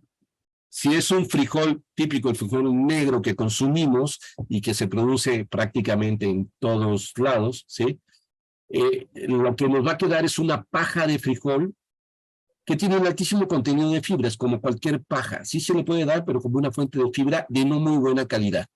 Ahora, si le voy a dar frijol, aquí, por ejemplo, cuando hay problemas en la cosecha de frijol, porque se picó, porque no se cochó suficiente, quedaron muchos residuos, se le proporciona ese frijol, pero se les da muchas veces, porque también tiene algunos factores antitrípsicos que llaman, inhiben la digestión de proteína, ¿sí? Se lo puede dar, depende, claro, del volumen de animales que tengas, la cantidad que vayas a utilizar, se le puede dar, pero también hay que, en cierta forma, hervirlo en un bote grande de 200 litros, mientras el frijol lo hierves y esto va a modificar, ¿no?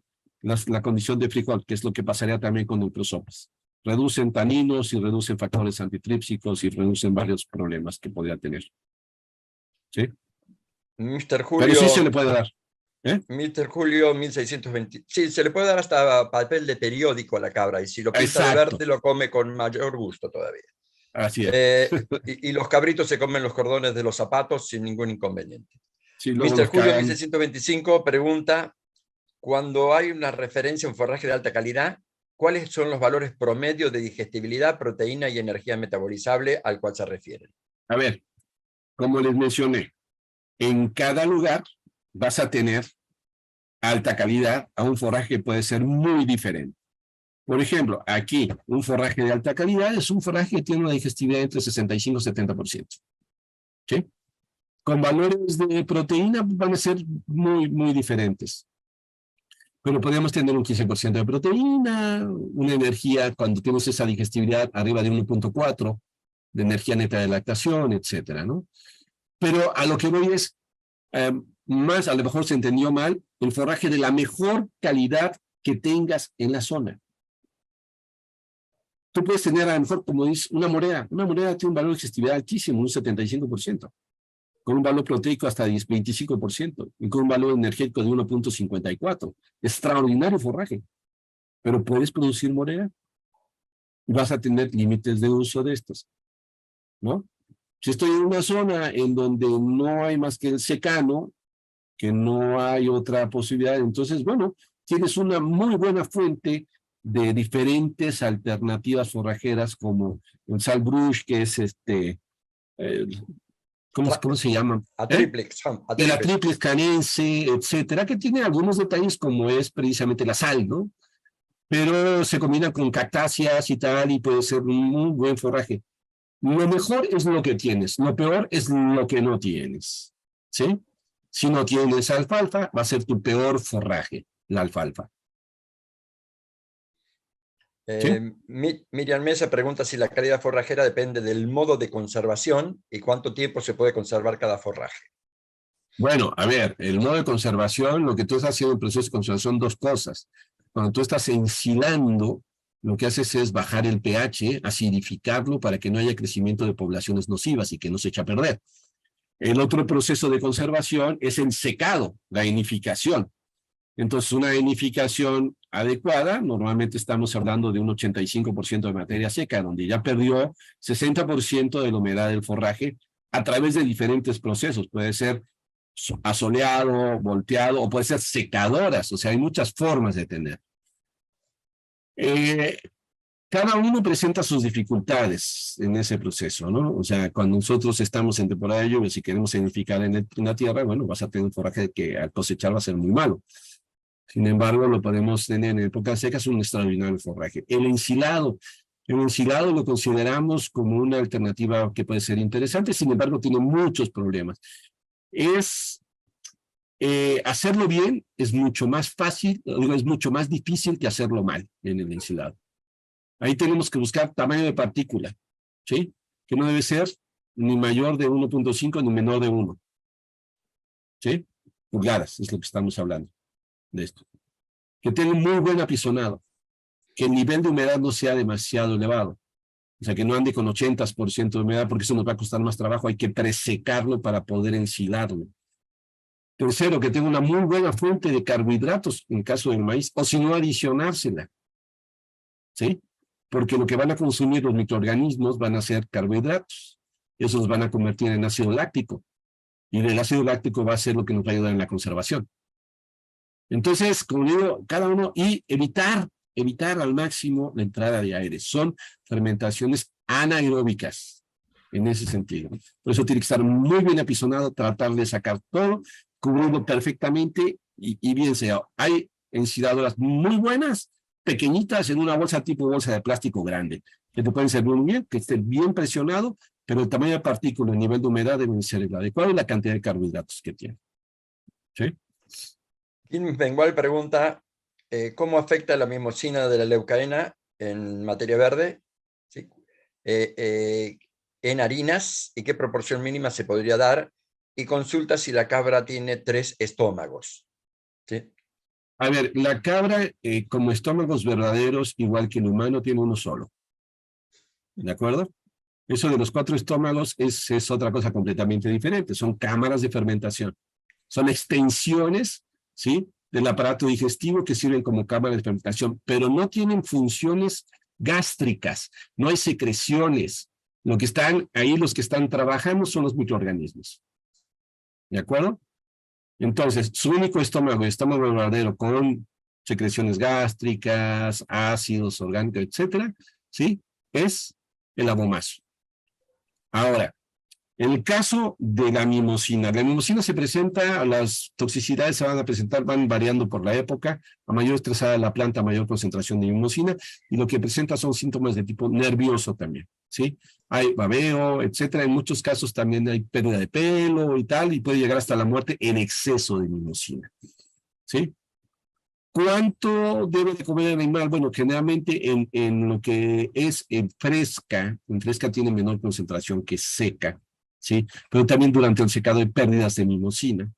Lo que puede consumir como muestra es un 20% máximo del total de la materia seca como seguridad, ¿sí? Máximo de la materia seca consumida. Es preferible un 10%, pero no más de eso. Hay que tener mucho cuidado con el uso de eso. Y la época, en época de secas va a estar más estresada, va a incrementar. Son lo que llaman metabolitos secundarios y son defensas de la planta para que no se la coman. ¿Sí? José Palacio pregunta que los sistemas en pastoreo, principalmente la mejora del sistema de pastoreo, si se puede cubrir, ¿sí?, la combinación de forrajeras con leguminosas, si puede cubrir las necesidades de la cabra sin uso de granos. Bueno, a ver, seguimos insistiendo. Lo que vamos a tener en el pastoreo son forrajes. La combinación que tengas, que es leguminosas y gramíneas, dependiendo de la zona donde estás, el tipo de pasto y el tipo de leguminosa, va a generar un mayor o menor nivel de proteína, mayor o menor digestividad o aprovechamiento, mayor o menor contenido de fibra, y de acuerdo a eso también va a ser diferente el momento del pastoreo. O sea, lo que te está aportando en una mezcla de gramíneas y leguminosas, la leguminosa te está aportando fuentes de nitrógeno, lo que va a generar precisamente un mejor crecimiento también de las gramíneas. Tienen también una serie de elementos microorganismos que son fijadores de nitrógeno en la tierra. Eso enriquece mucho y, por supuesto, reduce en forma muy importante la utilización de fertilizantes nitrogenados. Ahora, ¿qué pasa con la energía? ¿Cuál es el mejor forraje en energía que vamos a tener? Lo mejor que vamos a tener en energía, y ponemos a analizar cualquiera, si nos va muy bien, 1.5, pero aquellos que tienen ya algunos granos.